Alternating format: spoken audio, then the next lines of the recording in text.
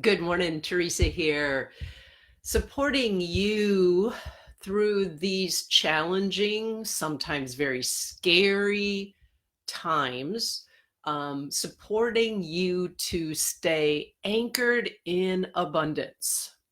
In many respects, my friend, every moment we live, especially through these times of upheaval, we have to make a choice. Are we going to live in scarcity? That fear of not being enough, not having enough, of are we going to live in that fear of scarcity? Or are we going to live in the power, possibility, freedom, peace of mind of abundance? Now, by abundance, I don't necessarily mean a big bank account. I have a different definition of abundance, which what I want to share with you today will probably help you understand all the more and can help you navigate it. See, abundance is that knowing, not just in our heads, but in our souls, that we are part of something bigger. And that universe, um, the life of eternity from the Big Bang until long after we're there. And that something bigger that we're part of is more loving and generous and creative and powerful and resourceful and wise than we are individually or even our own collective human efforts. Now, some people call that God. Some people call that the universe. Some people call that the source of life force energy, whatever name you give it. It's the blueprint of all that exists, abundance. And when we can stay anchored in and connecting in that and trusting that even through these turbulent times, there's love and there's light and there's hope and there's peace and there's possibility. And, it's spring here in Wisconsin and there's new life emerging even in this dark time. Well, then we can navigate these days, not in that fear and scarcity, but anchored in abundance. Like I said, spring is starting to spring here in Wisconsin. The grass is starting to get green. Dan knows he has to start getting the lawnmower ready. And whenever I see that happening, I know that one of my favorite springtime rituals out here in the country is just a short time away, sometime in May. It will be wild asparagus season. Now, if you haven't lived out here, if you live in the city, you may not know what wild asparagus season is, but literally out here along the roadsides, asparagus grows wild. So people will go walking, we'll go walking along the roadways, the backcountry roads, looking for wild asparagus. And I'll never forget one May when one of my dearest friends came down to visit us. It was in the midst of wild asparagus season. I was so excited. And so we went walking to find wild asparagus. And we'd be walking along the road. Now I live in the country. The edges of the road are not mowed. Okay, so there's tall grasses and wildflowers and Queen Anne's lace and wild daisies and sunflowers and just lots of tall grasses along the side of the road. And in the midst of all of that is wild asparagus growing. So we'd be walking down the road and I'd be looking and go, oh, there's some. And my friend is like, where? And I'd walk into those tall grasses and those weeds and all of that. And I'd take my little knife and I'd cut down and bring back 2 or 3 or 4 stalks of wild asparagus. And she was like, I didn't even see it. And we'd keep walking. And then I'd say, oh, there's some more. And she's like, where? We did this for a couple of days. And it was like, I would see it. And she's like, I don't see it. All she could see were the weeds and the tall grasses. She couldn't see the green shoots of asparagus in the midst of them. because she hadn't developed what I now lovingly call asparagus eyes. You have to develop asparagus eyes if you're going to find wild asparagus on the roadsides of Wisconsin in the month of May. By the last day before they were going to go home, we were walking down the road and suddenly she went, I see one, I see one. That repeated practice of going walking a couple times a day, looking for wild asparagus, she finally could see an asparagus shoot amongst all the weeds. She had started to develop asparagus eyes. Now, I've been told I'm a little weird and I think differently, so this might be one of those times. Hey, good morning, Laura. But you may be wondering, what does this have to do with this pandemic and this upheaval that we're living in right now?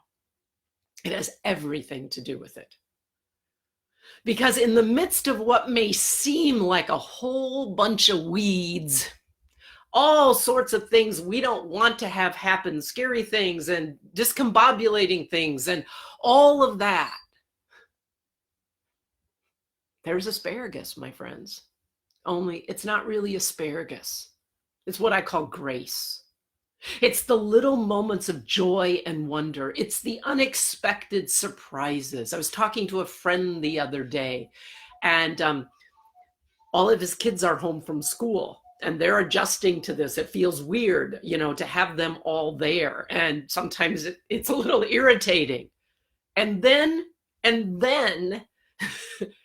there they were all in their living room watching an online workout, all trying to do these exercises together, and they busted out laughing. It was funny. They were together. They were doing this new thing together, and they busted out laughing. And that laughter, my friend, that's grace in the midst of all the weeds. It's the bird song, if you can hear it. It's the people in the cities on the balconies in New York. I have a friend in New York who every night at a certain time, they all go out on the balcony and they're cheering and whooping and hollering for all the healthcare frontline people who are supporting them. It's a song that you hear that just touches your heart. It's a friend who calls you up and just says, hey, how you doing?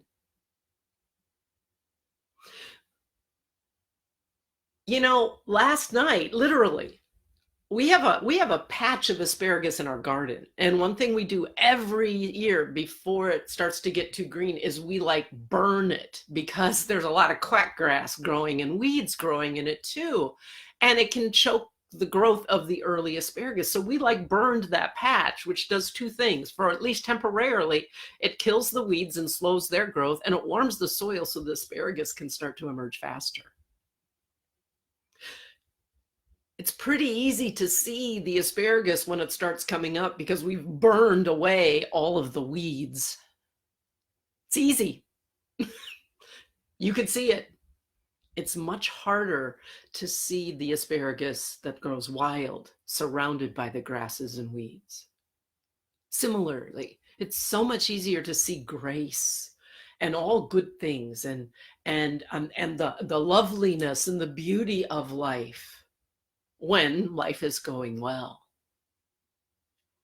But the time we really need to practice seeing it is when we're in the weeds. When we're in the weeds. And when you can see the grace, those moments of life in the midst of death, of beauty in the midst of darkness, those are the reminders that this isn't all there is. There's something bigger that I'm a part of and that's going on here. It's not all weeds. So I invite you right now, as we do every one of these Anchored in Abundance sessions, we're going to take a little time to just be still together. Just be still together. And what I invite you to do is, just as we begin to breathe in, and yes, that oxygen flowing into your lungs, there's grace too. And I'm just going to invite you to sit and reflect back on your week. Where has the grace been? Where has the beauty been? Where has the moments of laughter and joy been? Where have been the delightful surprises? Where has the love been? Where has been the inspiration? What has that been? In the midst of all of this, can you develop grace eyes? Not denying, everything else, but seeing through it and past it to see the grace, the goodness, the beauty, the love, the life that is still there. Whether it's your family doing weird contortions in the living room trying to get a workout in and busting into laughter, or whether it's me hearing my cranes bugling in the field across from me, or whether it's those people in New York whooping and hollering from their balconies every night so that they feel connected to each other and they're supporting the healthcare workers. Let's together spend a few minutes just developing our grace eyes, because when we can see those things that we didn't manufacture, we didn't make them happen, they just showed up, or they were there, or they came from someone else without us doing anything to earn them or deserve them. That's grace, my friends. That's grace. And it's here in the midst of the weeds, in the midst of the storm. So, Laura said she heard the peepers this morning. Yeah, I've been hearing them too. Peepers are like the frogs that in the water around here. They just make. Not all concerts have been canceled. It's like they're making quite the music. So let us sit back for just a few minutes together, and collectively, let's connect with the grace that is here with us in this time. And similarly, send grace out to those who need it. So we'll do this by just invite you to sit back, perhaps close your eyes, and just take some very slow, life-giving breaths in, and then just exhale gently out. Imagine that you're breathing grace and light and love in, and then you're sending it out, releasing it out. And just in silence, in the rhythm of your breathing, just reflect on the asparagus that's been amongst the weeds in your life this week, the grace that has been here with you, with all of us in this pandemic storm.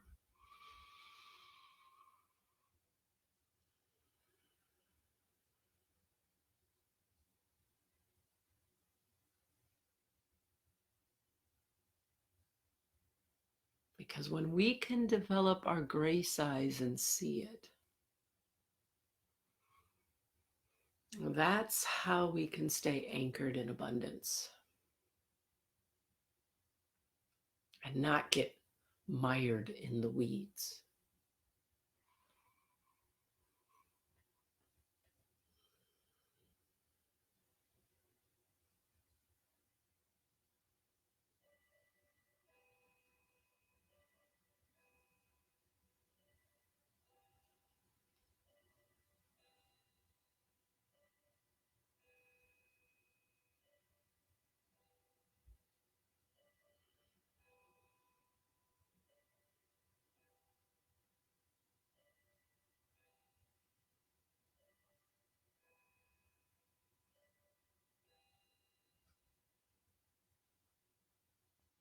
And let's take 3 more breaths together, and very consciously, as we receive the life energy, the oxygen, the life force that gives us life, this grace, this gift that we didn't earn or deserve or manufacture, Let's be very conscious on the exhale of sending it out to those people who need it.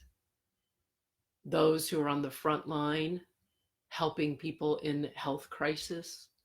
Those who are behind the scenes, delivering food and groceries and staffing grocery stores.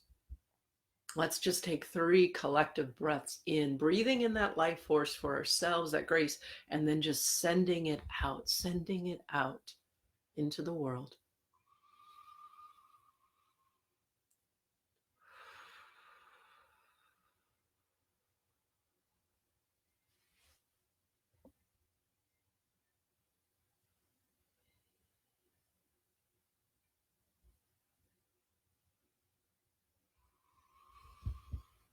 So, my friend, today, every day, practice developing your grace eyes, as it will make a huge difference for you as we go through these turbulent times. And if you'd like to share in the comments some of the grace you've experienced, then guess what? We all get to share in that grace. We all get to experience it. So I would love that as well. Blessings on your Friday, on your weekend. I will be back at the usual 11 o'clock time Central on Monday. Be safe and be well. Mwah. Bye.